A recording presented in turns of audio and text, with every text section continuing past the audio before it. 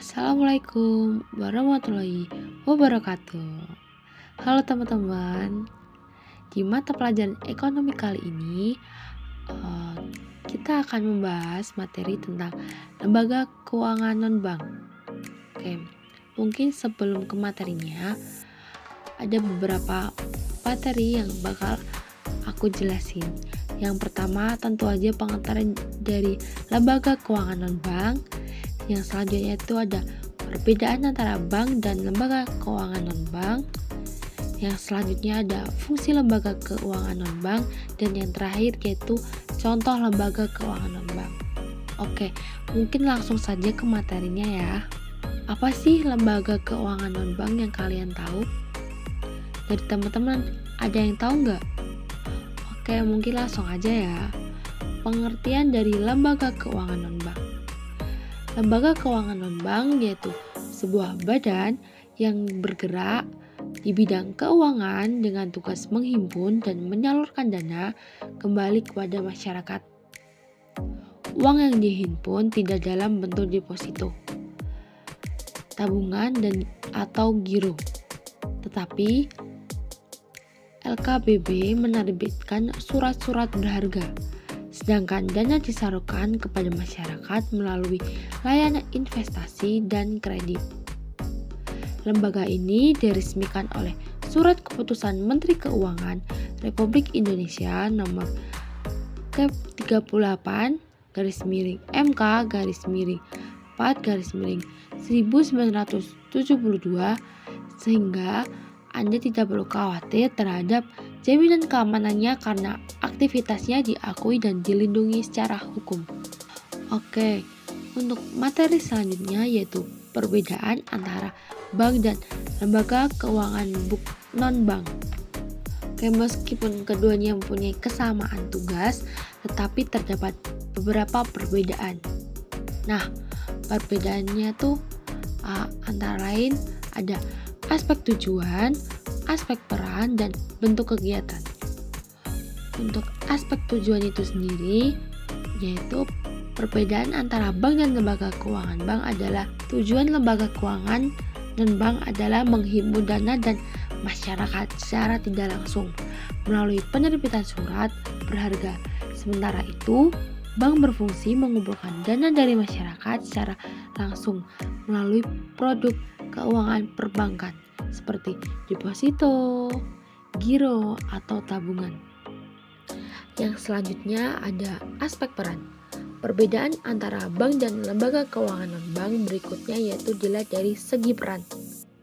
Perbankan berperan sebagai perantara nasabah untuk melakukan transaksi keuangan, misalnya transfer uang, penjualan falas, pembelian, dan sejenisnya. Sementara itu, peran lembaga keuangan non-bank adalah penghubung antara perusahaan dalam dan luar negeri yang saling memerlukan bantuan modal dalam pengembangan dan ekspansi bisnis. Selanjutnya yang terakhir itu ada bentuk kegiatan. Meskipun sama-sama berasal dari bidang keuangan, bank dan LKBB mempunyai aktivitas berbeda. Kegiatan perbankan melayani nasabah dalam pembayaran kartu kredit, pembukaan rekening giro atau tabungan atau deposito, setoran tunai, dan sebagainya. Sedangkan aktivitas lembaga keuangan non-bank adalah pemberian pinjaman modal, penjualan saham, sehingga transaksi keuangan yang harus disetujui oleh Menteri Keuangan. Yang materi selanjutnya itu ada fungsi lembaga keuangan non-bank. Setelah kita membahas perbedaan antara bank dan lembaga keuangan non-bank, kali ini kita akan membahas bagaimana peran LKBB dalam pelaksanaan siklus perbankan negara. Yaitu antaranya adalah fungsi dari LKBB itu sendiri. Nah, yang pertama itu ada pemberian bantuan modal. Fungsi lembaga keuangan non-bank adalah menyediakan bantuan modal untuk pelaku usaha. Pihak LKBB mempunyai berbagai penawaran fasilitas kredit baik jangka pendek maupun panjang. Adanya layanan ini mempunyai membantu para pelaku usaha untuk mendapatkan modal dalam berbisnis. Selanjutnya itu ada menjadi perantara transaksi. Adanya LKBB sangat membantu perusahaan di Indonesia memperoleh sumber modal berupa kredit dari luar atau dalam negeri. Sebab salah satu fungsi lembaga keuangan non-bank adalah menghubung dalam mempertemukan pemilik modal dengan pelaku usaha yang memerlukan dana. Yang selanjutnya ada menghimpun dana masyarakat. Fungsi berikutnya dari lembaga keuangan non-bank adalah mengumpulkan uang masyarakat melalui penerbitan surat berharga, pembukaan layanan deposito, dan banyak lagi.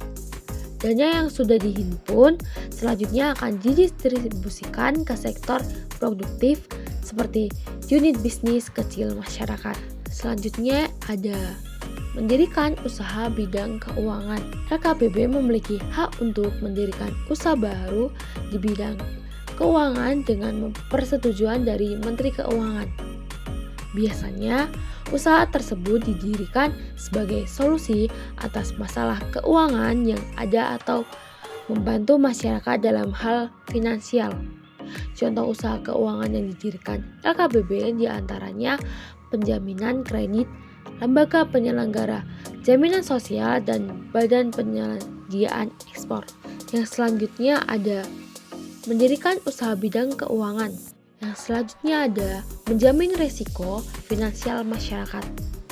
LKBB juga berfungsi dalam menjamin resiko finansial masyarakat dengan melakukan pengawasan terhadap sektor-sektor perbankan lainnya.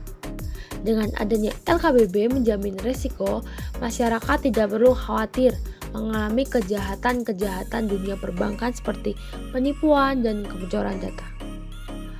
Oke, mungkin untuk materi kita terakhir yaitu ada contoh dari lembaga keuangan non-bank. Di Indonesia banyak dijumpai contoh lembaga keuangan non-bank. Yang pertama ada asuransi. Jenis lembaga keuangan non-bank yang pertama adalah asuransi, yaitu jasa perbankan yang memberikan layanan penanggulangan risiko melalui premi dalam nasabah.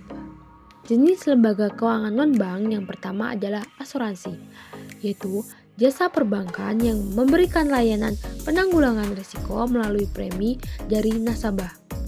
Perusahaan asuransi mengumpulkan dana dari masyarakat melalui tagihan premi setiap periode tertentu. Yang selanjutnya, leasing. Jenis berikutnya lembaga keuangan non-bank adalah leasing. Perusahaan yang menawarkan layanan sewa guna melalui pembayaran kredit atau tunai dalam transaksi barang-barang tertentu. Nantinya nasabah leasing akan mengangsur setiap periode yang telah disepakati. Selanjutnya ada kreditur pinjaman. Kreditur pinjaman adalah jenis lembaga keuangan non-bank yang memberikan fasilitas kredit bagi pelaku usaha untuk kepentingan bisnisnya. Suku bunga kreditur pinjaman diberikan beragam sesuai pengajuan nasabah. Yang keempat ada pasar modal. Pasar modal merupakan instrumen investasi untuk pemodal yang ingin menanam modalnya dalam jangka waktu panjang. Beberapa produk investasi paling umum di pasar modal seperti saham, reksadana, obligasi, surat utang, dan sejenisnya. Selanjutnya yang kelima itu ada koperasi. Contoh lembaga keuangan non-bank yang banyak dikenali yaitu koperasi. Koperasi merupakan badan keuangan berasas keanggotaan. Lembaga ini menghimpun dana dari anggotanya yang kemudian disalurkan kembali kepada anggotanya melalui berbagai penawaran produk koperasi. Selanjutnya ada pegadaian. Pegadaian memberikan layanan pinjaman dana dengan jaminan aset tertentu dari nasabah. Besaran kredit yang diberikan kepada nasabah sesuai dengan nilai agunan atau aset yang dijadikan jaminan. Selanjutnya ada perusahaan dana pensiun. Poin ketujuh, contoh lembaga keuangan non-bank adalah perusahaan dana pensiun, yaitu perusahaan jasa pengelolaan dana pensiun tenaga kerja, baik bersifat profit atau non-profit. Ketika pekerja telah mencapai usia pensiun, maka perusahaan dana pensiun akan memberikan tabungan sesuai dana yang ditabungkan nasabah selama masa kerjanya. Selanjutnya yang terakhir ada perusahaan modal ventura. Modal ventura adalah lembaga yang bergerak dalam aktivitas pembiayaan perusahaan yang mendapat bantuan modal.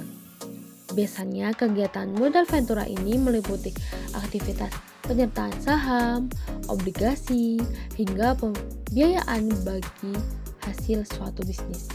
Oke, mungkin demikian materi yang kita bahas tentang lembaga keuangan non-bank. Antaranya ada perbedaan dari antara bank dan lembaga keuangan non-bank, fungsinya, dan contoh dari lembaga keuangan non-bank.